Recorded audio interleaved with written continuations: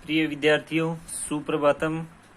कल हमने इस पाठ के तीसरा और चौथा श्लोक पढ़ लिया था। आज हम पांचवा श्लोक शुरू करेंगे। उससे पहले मैं आपको बता दूं कि सबसे पहले आपको अब क्या करना है कि सभी विद्यार्थियों को वो बता दिया गया है नए वाला ऐप, जो स्कूल लोग स्टूडेंट वाला जो ऐप है उसको आपको डाउनलोड करना है और उसी के माध्यम से आपको आगे अध्ययन करना है। व्हाट्सएप वाला सिस्टम अभी 1-2 दिन में बंद कर देंगे। उसके बाद आपको केवल उसी में वीडियो उपलब्ध होंगे, उसी ऐप के द्वारा आपको पढ़ना होगा और उसी में होमवर्क दिया जाएगा। ठीक है। और अपने भविष्य का ख्याल रखें, क्योंकि ये सिस्टम है ना, ये स्कूल हो सकता है 4-5 महीने तक भी नहीं खुले। तो बोर्ड की क्लास है, आपके भविष्य का सवाल है, तो आप मेहनत करें और टाइम टू टाइम अपना होमवर्क करते रहें और साथ साथ अच्छी मेहनत करते रहें। ठीक है। अब की बार आपकी बोर्ड की क्लास में मान के चलो कि ये ऑनलाइन क्लास ही आपके लिए आपका एक आधार बचा हुआ है। इसी आधार पर ये इस चक्कर में न रहें कि स्कूल खुलेगा तब पढ़ लेंगे। ठीक है। क्योंकि ऑनलाइन क्लास ही एक माध्यम रहेगा अब की बार। ठीक है। अब हम देखेंगे 5वां श्लोक। ते तुंदिलः स्वादुरसः कलिंगः सा सारदी चंचल चंद्रिका च। ठीक है। सफुरती सफुरंती सफुर गावलिसु क्रमेल का नाम गतयश्च तास्ताः। ठीक है। मरु प्रदेश का वर्णन इस श्लोक में किया गया है कि वहां उस मरु प्रदेश में ते का मतलब है वे, तुंदिलाह का मतलब है मोटे और स्वादुरसाह का मतलब है स्वादिष्ट, कलिंगाह का मतलब है मतीरे और सा मानी वह सारदी यानी शरद ऋतु की, चंचल चंद्रिका का मतलब है चंचल चांदनी। वहां उस मरु प्रदेश में वे मोटे और स्वादिष्ट मतीरे, कलिंग का मतलब होता है मतीरा, कलिंगा मतीरे, सा सारदी चंचल चंद्रिका और वह शरद ऋतु की चंचल चांदनी, और वह सफुर गावलिसु, सफुर गावली का मतलब होता है पक्षी, सफुर गावलिसु का मतलब हो गया पक्षियों की कतारों में। ठीक है। सफुर गावली का मतलब हो गया पक्षियों की कतार, और यह सप्तमी विभक्ति लगने से हो गया सफुर गावलिसु पक्षियों की कतारों में। सफुरंती का मतलब हो गया दमकती हुई सफुरती, और वह पक्षियों की कतारों में दमकती हुई सफुरती। और क्रमेल का नाम गतयश्च तास्ताः, ताः पलस्ताः सत्व विसर्ग संधि। पहले ताह का अर्थ होगा यहाँ वे, क्रमेल का नाम ऊंटों की, गतय है गतियां, वे ऊंटों की सुंदर गतियां या ऊंटों की चाल अत्यंत रमणीय एवं दर्शनीय है। शुरू से एक बार हिंदी अनुवाद फिर देखेंगे। वहां उस मरु प्रदेश में, अब कवि क्या बता रहे हैं कि मरु प्रदेश में उपलब्ध होने वाली सारी चीजें बता रहे हैं।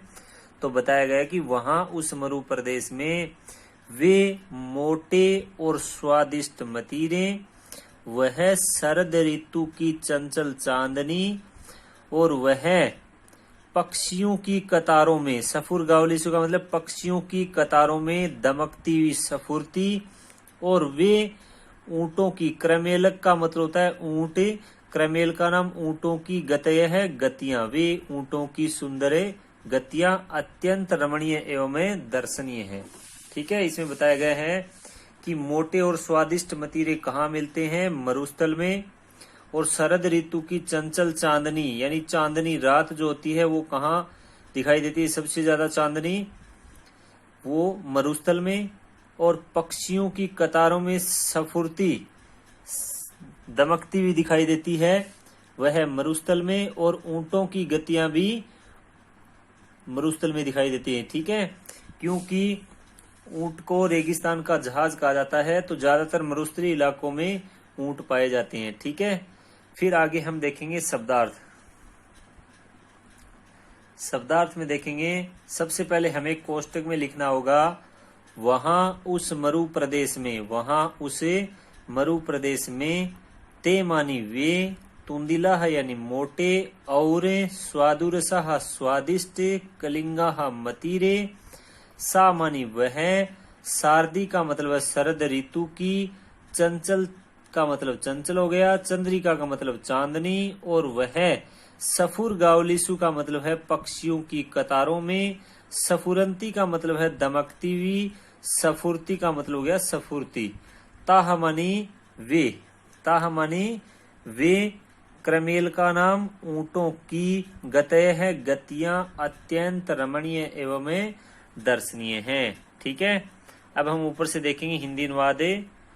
वहां उस मरु प्रदेश में वे मोटे और स्वादिष्ट मतीरे, वह शरद ऋतु की चंचल चांदनी, और वह पक्षियों की कतारों में दमकती हुई सफुरती, और वे ऊंटों की गतियां अत्यंत रमणीय एवं दर्शनीय हैं।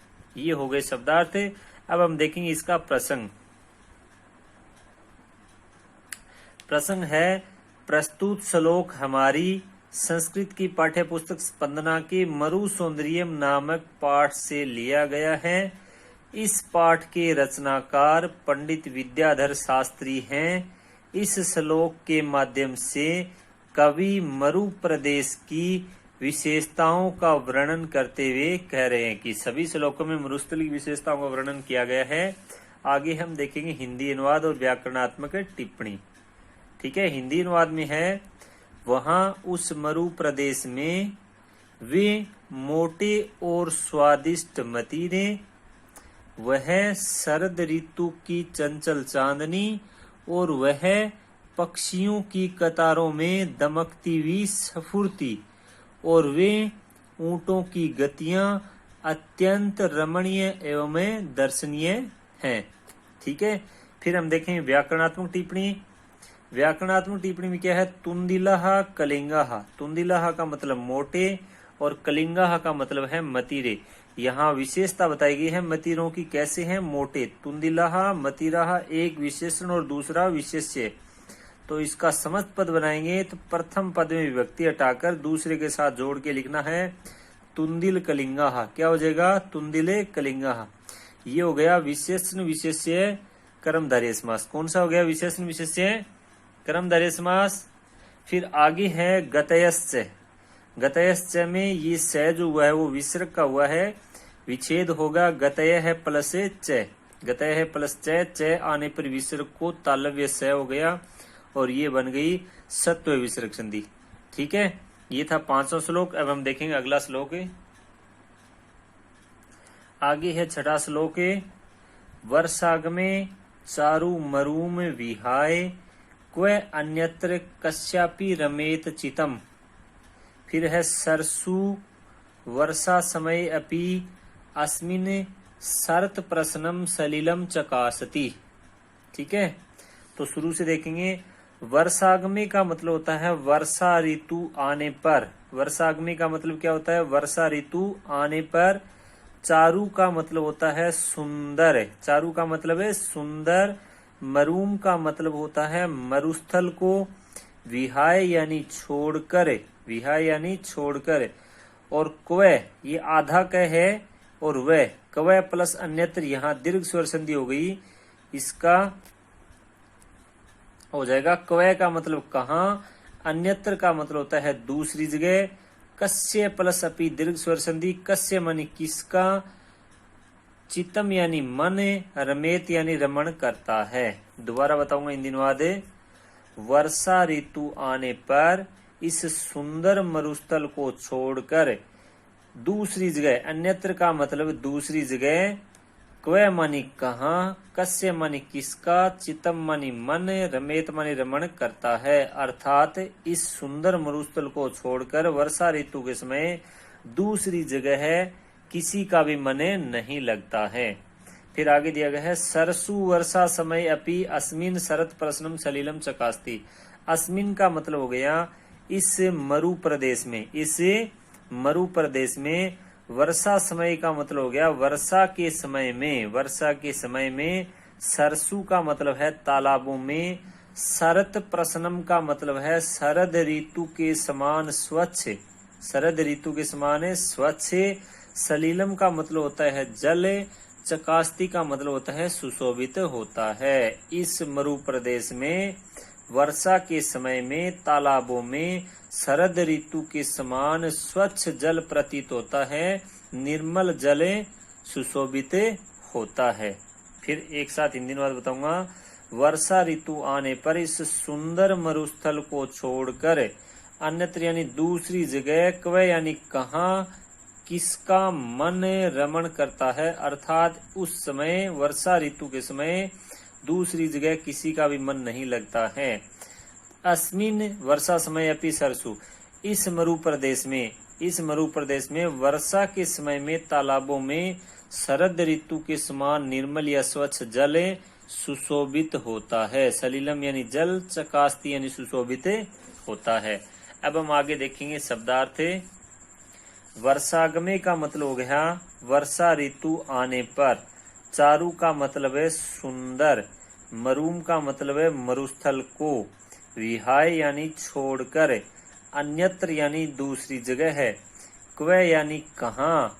कस्य यानी किसका। चितम यानी मन। रमेत यानी रमण करता है, अर्थात किसी का भी नहीं। अस्मिन का मतलब इस मरु प्रदेश में।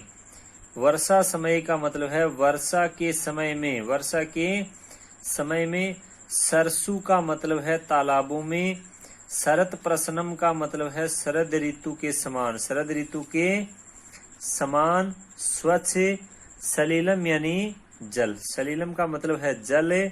चकास्ती यानी सुशोभित होता है। हिंदी अनुवाद देखेंगे इसमें। वर्षा ऋतु आने पर सुंदर मरुस्थल को छोड़कर दूसरी जगह है कहाँ किसका मन रमण करता है, अर्थात किसी का भी नहीं। दूसरी जगह उसमें किसी का भी मन नहीं लगता। इस मरु प्रदेश में वर्षा के समय में तालाबों में शरद ऋतु के समान स्वच्छ जल सुशोभित होता है। ठीक है, अब हम देखेंगे आगे इसका प्रसंग। प्रसंग है प्रस्तुत श्लोक हमारी संस्कृत की पाठ्य पुस्तक स्पंदना की मरु सौंदर्यम नामक पाठ से लिया गया है।